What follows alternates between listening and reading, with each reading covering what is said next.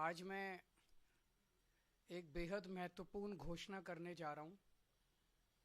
ये उन लोगों के लिए है जिनका समाज के प्रति बहुत बड़ा कंट्रीब्यूशन होता है, लेकिन कभी भी समाज ने उनकी तरफ ध्यान नहीं दिया, किसी पार्टी किसी सरकार ने उनकी तरफ ध्यान नहीं दिया। आज जो योजना का मैं ऐलान करने जा रहा हूँ, इस योजना का नाम है पुजारी ग्रंथी सम्मान योजना। इस योजना के तहत मंदिरों में भगवान की पूजा करने वाले लोगों को पूजा करवाने वाले पुजारियों को और गुरुद्वारे में ग्रंथियों को हर महीने सम्मान राशि देने का प्रावधान है। हम जानते हैं कि किस तरह से एक पुजारी हमारे सुख दुख सब में काम आता है। हमारे घर में शादी हो, बच्चे का बर्थडे हो, कोई भी खुशी का मौका हो या कोई मौत हो जाए या कोई गम का मौका हो, हर वक्त पुजारी हमारे साथ होता है, हमारे को उसमें अपना कंट्रीब्यूशन करता है, भगवान की पूजा कराता है हमें। ये वो तबका है जिसने सदियों सदियों से हमारी परंपराओं, हमारे रीति रिवाजों, इसको पीढ़ी दर पीढ़ी, एक तरह से जो गुरु शिष्य परंपरा पीढ़ी दर पीढ़ी इसने आगे बढ़ाया है, हमारी संस्कारों को, हमारी रीति रिवाजों को, हमारे परंपराओं को। लेकिन इसने कभी भी अपने परिवार की तरफ ध्यान नहीं दिया और कभी भी हम लोगों ने इनकी तरफ ध्यान नहीं दिया। हम मंदिर जाते हैं, पूजा करते हैं, लेकिन कभी भी इनकी तरफ हमने ध्यान नहीं दिया। आज इस योजना के जरिए इसे मैं वेतन या तनख्वाह नहीं कहूंगा, एक तरह से इनका सम्मान करने के लिए इसकी घोषणा कर रहे हैं कि लगभग 18,000 रुपये महीना इनको सम्मान राशि दी जाएगी हमारी सरकार बनने पर। यह देश में पहली बार हो रहा है।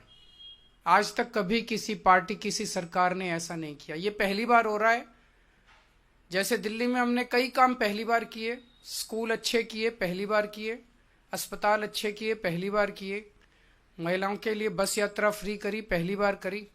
ऐसे ये पहली बार हो रहा है और मैं उम्मीद करता हूं कि भारतीय जनता पार्टी और कांग्रेस की सरकारें भी इससे सीख के अपने अपने राज्यों के अंदर पुजारियों और ग्रंथियों के सम्मान के लिए ऐसी योजनाएं लागू करेंगी। इस योजना का कल से रजिस्ट्रेशन चालू होगा। कल इस योजना का रजिस्ट्रेशन एक तरह से शुभारंभ करने के लिए मैं कनॉट प्लेस के हनुमान मंदिर जाऊंगा और वहां के पुजारियों का रजिस्ट्रेशन करके आऊंगा और उसके बाद दिल्ली के सभी मंदिरों और गुरुद्वारों में हमारे एमएलएज, हमारे कैंडिडेट्स, हमारे कार्यकर्ता पुजारियों का और ग्रंथियों का रजिस्ट्रेशन कल से फिर मेरे आरंभ करने के बाद पूरे दिल्ली के अंदर इसका रजिस्ट्रेशन चालू होगा। मेरी भारतीय जनता पार्टी से हाथ जोड़ के विनती है, जैसे उन्होंने पुलिस भेज के फर्जी केस करके महिला सम्मान को रोकने की कोशिश की, लेकिन रोक नहीं पाए।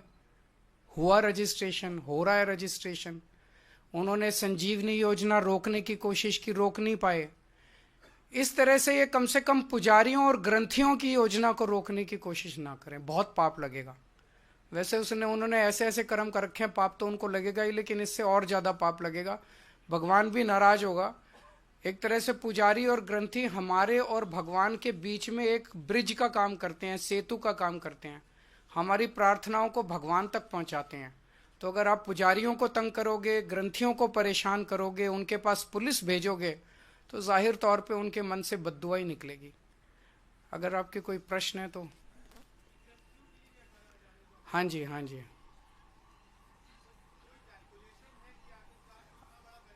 जो भी होगा उसकी चिंता मत कीजिए, पैसे की कमी नहीं होने देंगे।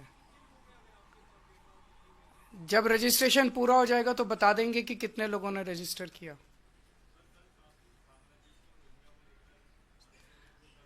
मेरी इनसे रिक्वेस्ट है कि हरदीप पुरी जी को गिरफ्तार कर लीजिए, उनके पास सारा डेटा है। कहाँ कहाँ उन्होंने रोहिंग्यों को बसाया, उन्होंने ट्वीट करके बताया है।